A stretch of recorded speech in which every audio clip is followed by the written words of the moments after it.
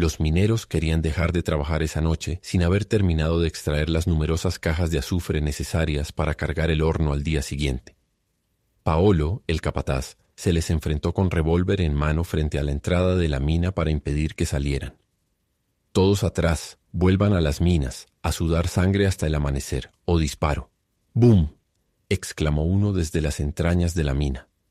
«¡Bum!», corearon varios otros, y entre risas, blasfemias y gritos burlones avanzaron en tropel, algunos dando codazos, otros empujones, y todos avanzaron salvo uno. ¿Quién? Mariano, evidentemente, el pobre ciego de un ojo sobre el que Paolo podía hacerse el matón. Jesús, qué susto, se le arrojó encima como un león, lo agarró del pecho y casi como si también tuviera a los demás en sus manos, le gritó en la cara mientras lo sacudía furiosamente. «Atrás todos, les digo, canallas, de regreso a las minas o haré una carnicería». Mariano se dejó sacudir tranquilamente. Tenía que desahogarse ese pobre hombre, y era natural que lo hiciera con él, que siendo mayor podía ofrecérselo sin rebelarse. Además, él también tenía a alguien más débil bajo su mando sobre quien desquitarse más tarde, Fabricio, su ayudante. Los otros, mientras tanto, se alejaban por el sendero que conducía al pueblo. Reían y gritaban: «Ahí lo tienes, sí. Agárralo fuerte, Paolo. Él trabajará toda la noche y llenará el horno para mañana».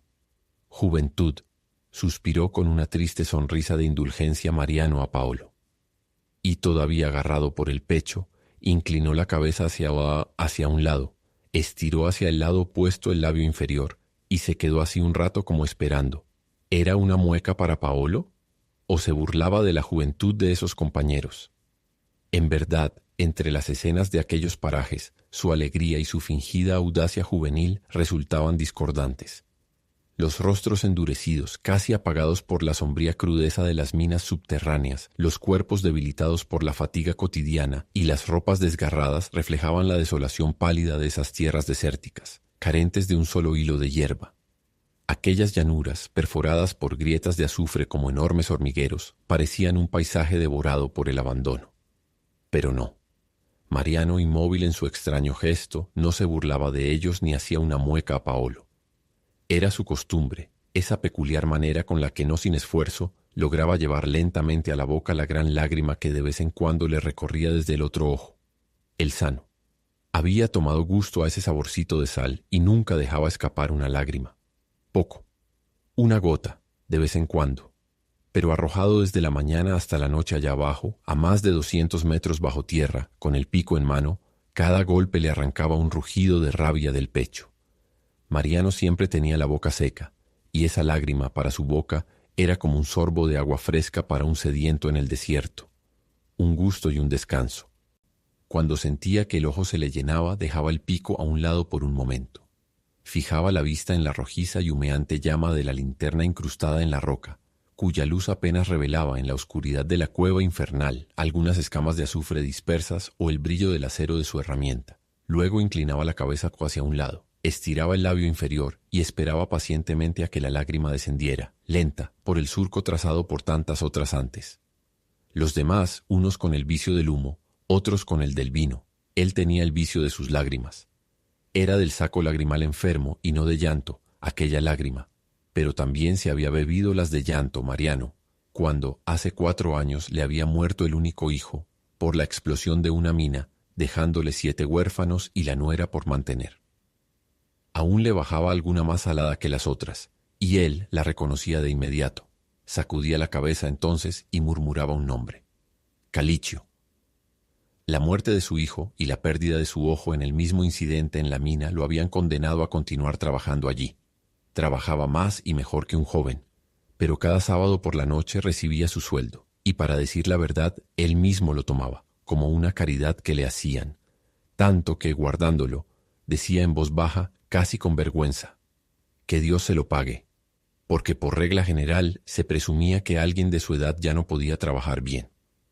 Cuando Paolo finalmente lo dejó para correr detrás de los demás e inducir suavemente a fara alguno a trabajar toda la noche, Mariano le pidió que al menos enviara a casa a uno de los que regresaban al pueblo, a avisar que él se quedaba en la azufrera y que por lo tanto no lo esperaran y no se preocupara por él.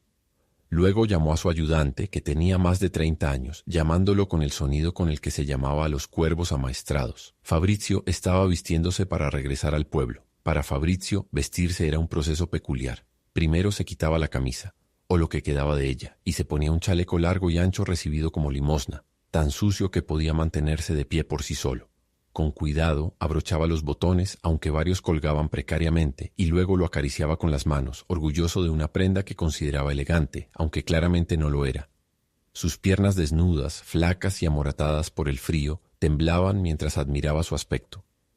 Si alguien lo empujaba y se burlaba de su apariencia, Fabrizio respondía con una amplia sonrisa desdentada. Después se ponía los pantalones, llenos de agujeros, se envolvía en un abrigo remendado y, descalzo, imitaba con cada paso el graznido de un cuervo, razón por la que lo apodaron así, mientras se dirigía al pueblo. Respondió al llamado de su patrón, y se presentó todo desnudo, con la sola galantería de aquel chaleco debidamente abotonado. «Anda a volver a desnudarte», le dijo Mariano. «Tenemos mucho trabajo esta noche». Fabrizio no dijo nada. Se quedó un rato mirándolo con la boca abierta, con ojos de bobo. Luego se apoyó las manos en los riñones y, arrugando la nariz hacia arriba por el dolor, se estiró y dijo: «Está bien». Y fue a quitarse el chaleco. Si no hubiera sido por el cansancio y la necesidad de dormir, trabajar también de noche no habría sido nada, porque allá abajo, de todos modos, siempre era noche. Al menos así lo era para Mariano. Para Fabrizio no. Fabrizio, con la lámpara de aceite en la boca del saco sobre la frente y la nuca aplastada bajo la carga, subía y bajaba por la resbaladiza escalera subterránea empinada, con escalones rotos, y arriba, debilitando poco a poco, con ahogo, ese su croar en cada escalón, casi un lamento sofocado, veía de nuevo en cada subida la luz del sol. Al principio quedaba deslumbrado. Luego, al recuperar el aliento tras liberarse de la carga, los detalles familiares del entorno comenzaban a emerger ante él. Permanecía jadeante observándolos por un momento, y aunque no lo comprendiera del todo, sentía un extraño consuelo. Curiosamente, Fabrizio no sentía miedo en la oscuridad fangosa de las profundas cavernas, donde tras cada recodo parecía acechar la muerte. No le inquietaban las sombras monstruosas que las lámparas proyectaban abruptamente en las paredes, ni los destellos rojizos que brillaban de vez en cuando en los charcos o estanques de agua sulfurosa. Siempre sabía dónde estaba. Con las manos buscaba apoyo en las entrañas de la montaña, moviéndose ciego pero seguro, como si aún estuviera en el vientre materno. Tenía miedo, en cambio, del oscuro vacío de la noche. Estaba acostumbrado a la penumbra del día en las profundidades, salpicada de breves destellos de luz que se filtraban al otro lado del embudo de la escalera, por donde subía y bajaba innumerables veces con su espantoso graznido de cuervo ahogado. Pero la oscuridad de la noche le era desconocida. Cada noche, terminado el trabajo, regresaba al pueblo con Mariano, y allí, apenas terminaba de devorar los restos de la sopa, se echaba a dormir sobre el tablón de paja en el suelo como un perro.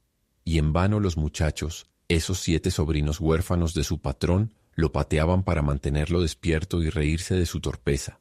Caía de inmediato en un sueño profundo, del cual, cada mañana, al amanecer, solía ser despertado por un conocido pie. El miedo que le tenía a la oscuridad de la noche provenía de aquella vez que el hijo de Mariano, su antiguo patrón, había tenido el vientre y el pecho desgarrados por la explosión de la mina, y el mismo Mariano había sido herido en un ojo. En las profundidades de los distintos y lúgubres yacimientos de azufre, la jornada estaba llegando a su fin cuando un estruendo desgarrador sacudió la mina. Un retumbo ensordecedor llenó el aire, seguido por una oleada de polvo y gritos de alarma. Los mineros y sus carritos se apresuraron hacia el lugar de la explosión, arrastrando herramientas y linternas que lanzaban destellos caóticos en la penumbra. Fabrizio, en cambio, paralizado por el terror, no se unió al tumulto. En su pecho el miedo crecía como un peso que lo ahogaba. Sin pensarlo 2 veces, giró sobre sus talones y huyó, dejando atrás el eco de las pisadas apresuradas y los llamados angustiados. Corrió a través de las oscuras galerías hasta encontrar refugio en una cueva oculta, un rincón secreto que solo él conocía, un lugar donde esperaba, con el corazón martillándole en las sienes, que el horror se disipara. En su furia por esconderse allí, Se le había roto contra la roca la lamparilla de terracota, y cuando al final, después de un tiempo que no había podido calcular, salió del escondite en el silencio de las cavernas oscuras y desiertas, había tenido dificultad para encontrar a tientas la galería que lo condujera a la escalera. Pero no tuvo miedo. El miedo le asaltó, en cambio, al salir del agujero en la noche oscura, vacía. Se puso a temblar, perdido, con un escalofrío por cada vago soplo indistinto en el silencio arcano que llenaba la inmensa vacuidad, donde un sinfín de estrellas apiñadas, pequeñísimas, no lograban difundir ninguna luz. La oscuridad donde debía haber luz, la soledad de las cosas que permanecían allí con un aspecto cambiado y casi irreconocible, cuando ya nadie las veía, le había puesto en tal tumulto el alma perdida que Fabrizio de repente se lanzó en una carrera desenfrenada, como si alguien lo estuviera persiguiendo. Ahora, regresando al fondo con Mariano, mientras esperaba que la carga estuviese lista, él sentía crecer poco a poco la angustia por la oscuridad que encontraría al salir de la mina de azufre, y más por eso que por la oscuridad de las galerías y la escalera, cuidaba atentamente la pequeña lámpara de terracota. Llegaban desde lejos los chirridos y los golpes rítmicos de la bomba, que nunca se detenía, ni de día ni de noche, y en el ritmo de aquellos chirridos y golpes se intercalaba el ronquido sordo de Mariano, como si el viejo se hiciera ayudar a mover los brazos por la fuerza de la máquina distante. Finalmente, la carga estuvo lista, y Mariano ayudó a Fabrizio a disponerla y montarla sobre el saco enrollado detrás de la nuca. A medida que Mariano cargaba, Fabrizio sentía doblarse, abajo, las piernas. Una, en un momento, empezó a temblar convulsamente tan fuerte que, temiendo no poder soportar el peso, con ese temblor, Fabrizio gritó: «¡Basta, basta!». «¿Qué basta, Carroña?», le respondió Mariano, y siguió cargando. Por un momento, el miedo a la oscuridad de la noche fue vencido por la consternación de que tan cargado, y con el cansancio que sentía encima, quizás no podría subir hasta allá. Había trabajado sin piedad todo el día. Nunca había pensado Fabrizio que se pudiera tener piedad de su cuerpo, y tampoco lo pensaba ahora. Pero sentía que verdaderamente ya no podía más. Se movió bajo la carga enorme, que requería también un esfuerzo de equilibrio. Sí, ahí estaba, sí, podía moverse, al menos mientras iba en plano. Pero ¿cómo levantar ese peso cuando comenzara la subida? Por suerte, cuando comenzó la subida, Fabrizio fue tomado por el miedo de la oscuridad de la noche, a la que pronto se asomaría. Esa noche, mientras avanzaba por las galerías, no emitió su habitual graznido de cuervo.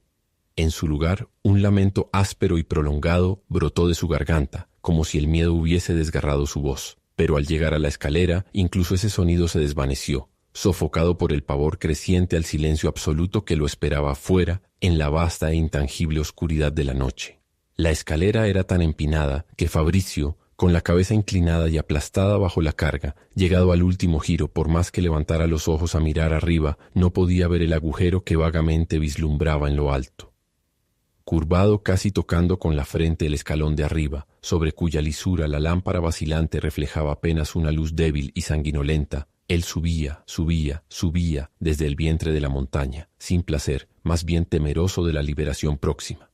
Y aún no veía el agujero que allá arriba se abría como un ojo claro, de una deliciosa claridad de plata. Se dio cuenta solo cuando llegó a los últimos escalones. Al principio, aunque le pareciera extraño, pensó que eran los últimos resplandores del día. Pero la claridad crecía, crecía siempre más, como si el sol que él había visto ponerse hubiera resurgido. ¿Posible? Apenas salió al aire libre, asombrado. La carga se le cayó de los hombros. Levantó un poco los brazos. Abrió las manos negras en aquella claridad de plata. Grande, plácida, como en un fresco luminoso océano de silencio, tenía frente a él la luna. Sí, él sabía que era, pero como tantas cosas se saben, a las que nunca se les ha dado importancia. ¿Y qué podía importarle a Fabrizio que en el cielo estuviera la luna? Ahora solo, así salido, de noche, del vientre de la tierra, la descubría. Estático, cayó a sentarse sobre su carga frente a la abertura. Ahí estaba, la luna. Estaba la luna. Y Fabrizio se puso a llorar, sin saberlo, sin quererlo, del gran consuelo, de la gran dulzura que sentía al haberla descubierto. Ahí, mientras ella subía por el cielo, la luna, con su amplio velo de luz, ajena a los montes, los llanos, los valles que iluminaba, ajena a él, que sin embargo por ella ya no tenía miedo, ni se sentía cansado, en la noche ahora llena de su asombro. El fin.